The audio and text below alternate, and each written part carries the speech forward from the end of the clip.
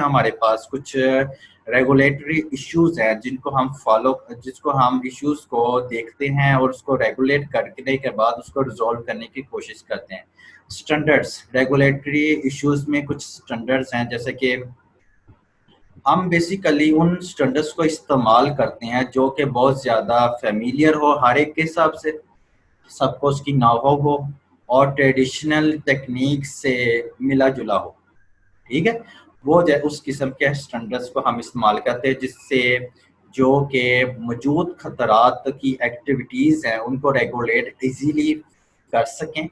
और हमें उसकी नॉलेज भी हो। और इसके साथ साथ साथ वो भी लिखा है, use an appropriate standard in both a familiar and traditional techniques for regulating hazards activities and attempting to ensure the safety of the product। और ये जो वो स्टैंडर्ड जो हम इम्प्लीमेंट करेंगे या हम इम्प्लॉय करेंगे, उसका फायदा ये होगा कि जो भी आने वाले खतरात हैं, खतरात की एक्टिविटीज है, उनको रेगुलेट करना, उसकी जांच पड़ताल करना और उसको उसके मुताबिक सेव करना स्टैंडर्ड का काम होता है। यानी कि उस इश्यूज को रेगुलेट कैसे करना है हम वन बाय वन डिस्कस कर रहे हैं। सबसे पहले हमने पढ़ा स्टैंडर्ड, सेकंड है सर्टिफिकेशंस एंड लाइसेंसिंग। लाइसेंसिंग जो आपके जो लाइसेंसिंग है, लाइसेंस आप आमतौर पर बोलते हैं जिसको, आपको भी पता है कि वो सर्टिफिकेट अगर आपको किसी इंस्टीट्यूट में काम करते हैं और वहाँ से आपको उस कंप्लीशंस, आपके उस टास्क के कंप्लीशंस पर आपको सर्टिफिकेट दिया जाता है। तो वो सर्टिफिकेशंस के मायने, अगर मैं इस सॉफ्टवेयर इश्यूज में रेगुलेटरी इश्यूज में बोलूँ कि वो होते क्या हैं, जैसा कि मैंने स्लाइड में लिखा हुआ है, certification requires that either the product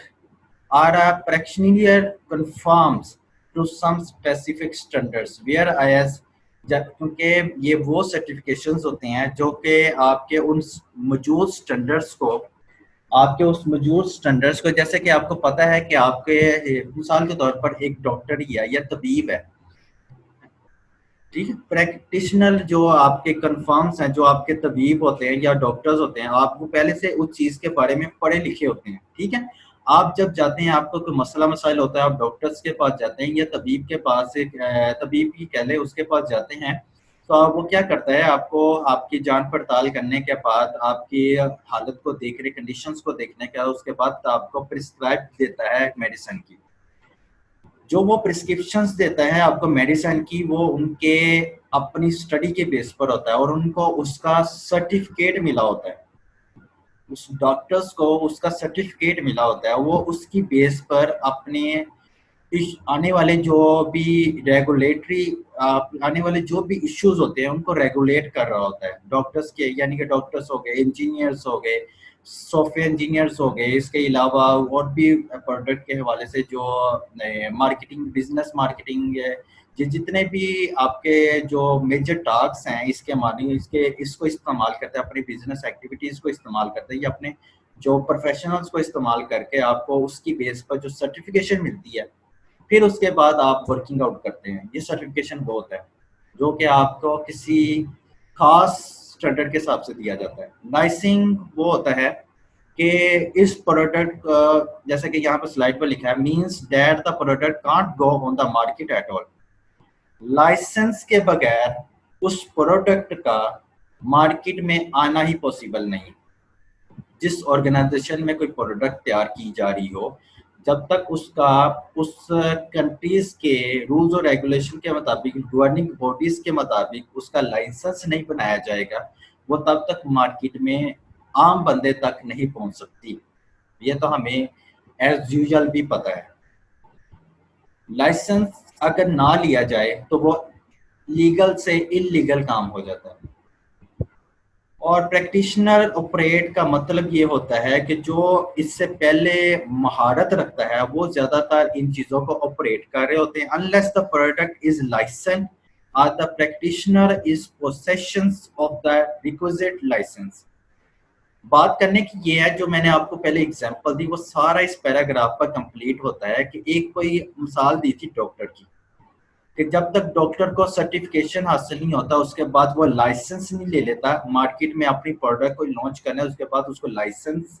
नहीं ले लेता तब तक उसके एक तो वो उसकी सर्टिफिकेशन होनी चाहिए, दूसरा उसका जो प्रोडक्ट लॉन्च करना चाह रहा हो या उसकी बेस पर लाइसेंस उसको लेना पड़ेगा उस कंट्रीज के रूल्स और रेगुलेशंस के मुताबिक। ये सारा इसमें उसके बाद ही वो कोई किसी नतीजे पर पहुंच सकता है।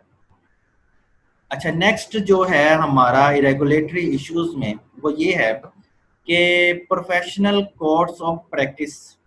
करने से भी हम उन इश्यूज को, सॉफ्टवेयर के जो इश्यूज हैं, लाइबिलिटीज हैं और प्रैक्टिस हैं, उसको हम रिजॉल्व कर सकते हैं, रेगुलेट कर सकते हैं। प्रोफेशनल अगर हम किसी भी चीज़ में, जैसे कि अभी आपको प्रैक्टिशनर का लफ्ज़ बोला, उसमें एग्जांपल डॉक्टर की दी, इसी तरह रेगुलेटरी इश्यूज में एक प्रोफेशनल बंदा भी अपने उस प्रोफेशन को इस्तेमाल कर कर अब उस प्रोफेशन को इस्तेमाल करके होने वाले जितने भी इश्यूज को रेगुलेट कर सकता है। Professional code of practice means professionals and trade associations, जो तिजारत करते हैं उनकी जो एसोसिएशन होती है, should devise codes of practice to govern their members. जो गवर्नमेंट बॉडी उनको फिर बाद में उन प्रोफेशनल ट्रेड एसोसिएशन के हिसाब से उनकी प्रैक्टिस करवाने के बाद उनको लॉन्च करवाने, उसके जो इश्यूज है उसको रिजोल्व करने के रेगुलेशन के मुताबिक अथॉरिटी देती है, वो भी इस रेगुलेटरी इश्यूज में फॉल करता है। अगला पॉइंट है रेगुलेशंस बाय लॉ। जाहिर सी बात है हर मुल्क में कोई ना कोई लॉ मौजूद है, उस लॉ की बेस पर हम आने वाले जो इश्यूज हैं उसको रिजॉल्व करते हैं या रेगुलेट करते हों, तो ये भी एक बेस्ट अपॉर्चुनिटी है हमारे लिए, सॉफ्टवेयर के लिए, लाइबिलिटी के तौर पर, प्रैक्टिस के तौर पर हमारे लिए ही बहुत बेस्ट वे है। जैसा कि यहाँ पर मेंशन है, द लॉ में exert a regulatory effect either the directly or by requiring compliance with other form of regulations such as standards and licensing because of fears of litigations if safety standards are breached। और अगर मैंने जो आपको बताया कि अगर law के gains पर आप उस इश्यू को रेगुलेट करते हैं और अगर इस बात का भी लॉ में या आपको पता है कि अगर उस लॉ को ना माना जाए तो उसका फाइन पे किया जा सकता है, उसके बाद उसको पनिशमेंट भी दी जा सकती है, और इस चीज़ का उसको पहले से खौफ होता है, तो वो इस चक्कर में उसका इशू जो है वो कम से कम हो जाता है। क्योंकि कोई स्टैंडर्ड अगर सेफ्टी स्टैंडर्ड्स को ब्रीच करने की कोशिश करता है तो उसको इस बात का भी डर होता है कि वो उसकी जो लाइसेंस कैंसल आउट हो सकता है।